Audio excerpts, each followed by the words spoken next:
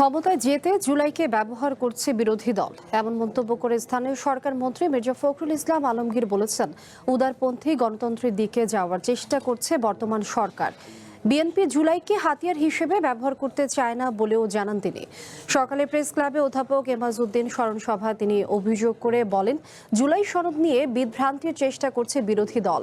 ৩১ দফার মতো বিএনপি জুলাই সনদ নিয়েও অঙ্গীকারবদ্ধ।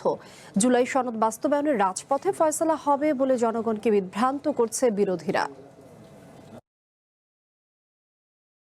বিরোধী দল শুধুমাত্র আপনার তাদের ক্ষমতায় যাওয়ার জন্য এই জুলাইকে তারা ব্যবহার করতে চায়। জুলাই সনদ তো আমরা স্বাক্ষর করেছি একসাথে, যে সমস্ত দলগুলো আমরা আন্দোলন করেছি একসাথেই স্বাক্ষর করেছি, এবং জুলাই সনদে প্রতিটি অক্ষর আমরা বারবার করে বলছি যে আমরাই বাস্তবায়িত করব। আমরা 31 দফাতে যেমন কমিটেড, ঠিক তেমনিভাবে আমরা কমিটেড হচ্ছি জুলাই সনদে, কিন্তু সেটা আমরা যেভাবে চেয়েছি সেভাবে আমরা বলছি।